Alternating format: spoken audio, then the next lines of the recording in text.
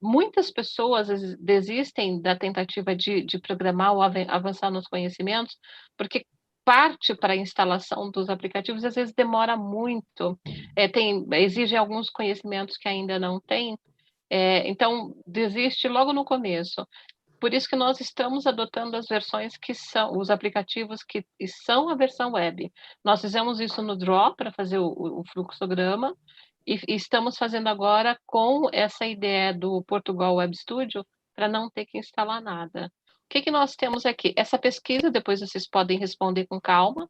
É uma pesquisa, como é código aberto, a iniciativa desses patrocinadores que estão criando o Portugal Web Studio, eles pedem para responder uma pesquisa, vão pedir aqui dados de quem, se é professor, se é aluno, com a finalidade de usar a ferramenta, se sugere outros recursos que não estão disponíveis. Eu acho que vale a pena responder depois com calma, porque como é para pesquisa, é importante a gente dar nossa contribuição para quem está desenvolvendo essa ferramenta que é interessante. Aqui nós temos um novo arquivo, porque se a gente for criar um novo, daqui a pouco nós vamos fazer isso. Abrir, como vocês vão perceber aqui, que eu não tenho a opção de criar o meu usuário, como a gente teve relacionado no Draw.io. Eu tive que autenticar com o usuário. Aqui nós não tivemos que autenticar nada. Ele abriu e já começou a dar tela para a gente escrever. Então, nós podemos gravar esse arquivo e depois carregar aqui. A tela de ajuda que nós vamos explorar bastante. E também o código do fonte que está aqui no GitHub, para quem quiser detalhes de como está sendo construído esse Web Studio também. Hoje nós vamos ficar principalmente nesses dois pontos. Então, para abrir um arquivo, eu clico aqui, vamos juntos, clicando em abrir arquivo, ele vai, não é o abrir arquivo ainda, a gente vai em novo arquivo, para na própria interface ele criar para a gente um novo arquivo.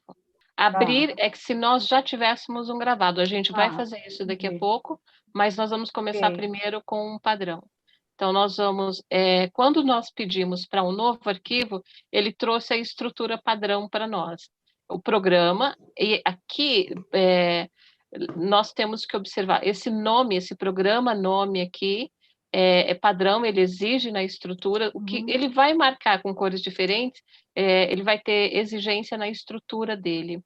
A gente abre e fecha chaves, e aqui a gente abre e fecha, e depois a gente tem a função de início, e o que tiver aqui dentro do código são as operações que a gente vai descrever.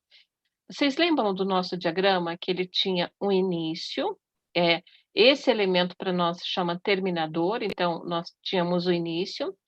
A gente pedia que digite a nota, depois a gente tinha o cálculo da média, que era a nota 1 mais a nota 2 dividido por 2, e nós tínhamos a verificação se havia sido aprovado ou não, para apresentar aprovado ou reprovado. Se nós olharmos, então, esse diagrama aqui, nessa estrutura, que é o que nós vamos fazer agora, nós fizemos o início. Então, abrimos aqui o nosso programa. Aqui está o início e aqui ele fechou.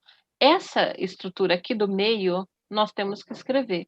Como nós vamos escrever? É isso aí que a gente vai fazer agora. Olhando o nosso fluxograma, ele pede para nós assim, digite a nota. E como a gente faz isso? Já vem a primeira questão.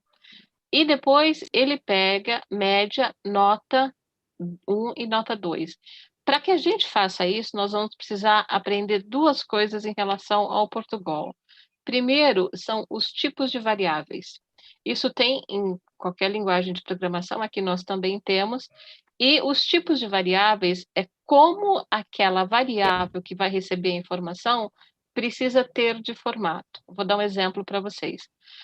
No caso de nota, a nota, o aluno pode tirar de 0 a 10, ele vai tirar sempre inteiro ou ele pode ter uma decimal? 2,4, 9,8. Vai ser sempre inteiro ou ele pode ter uma decimal? Geralmente pode ter um decimal, né? Pode. Então, aqui a variável, ele vai ser inteiro ou vai ser real?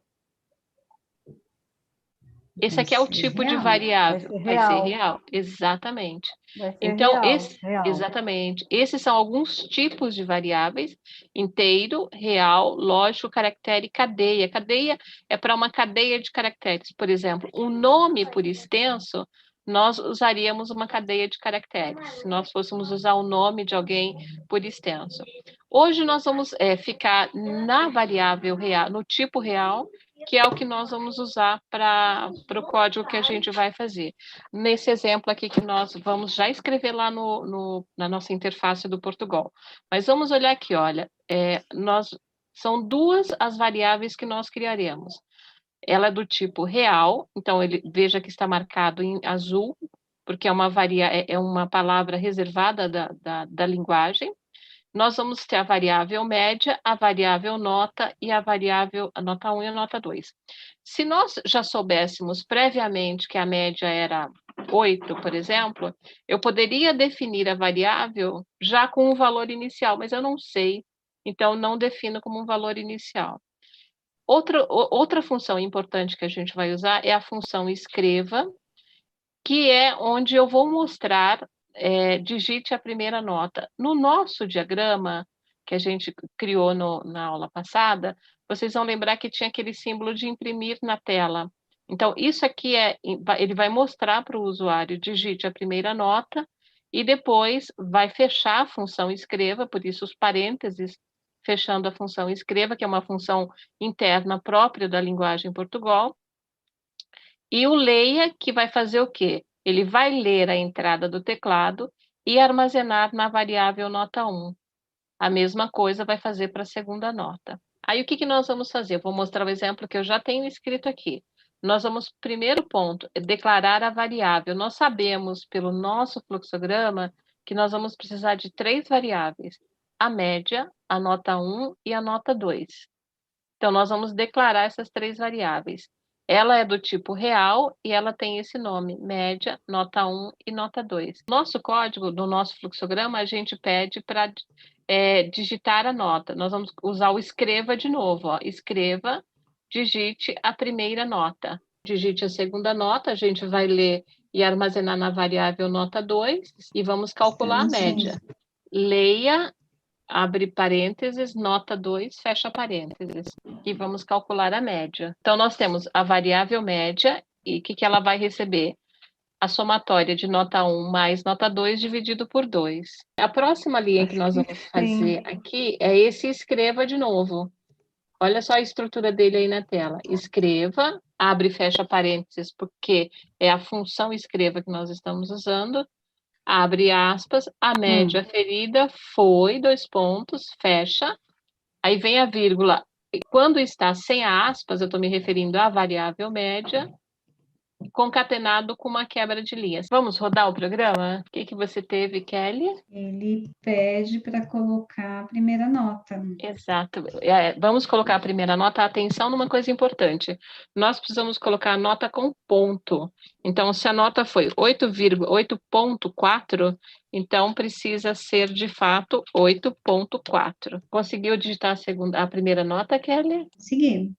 A Digitei a segunda, ele trouxe a média também. Perguntar se foi menor que 6 ou maior que 6 e mostrar se for aprovado ou reprovado. Se média é menor que 6, eu vou entrar na condição verdadeira e digo reprovado, se não, ele foi aprovado. É assim, essa simplicidade toda que é o nosso programa.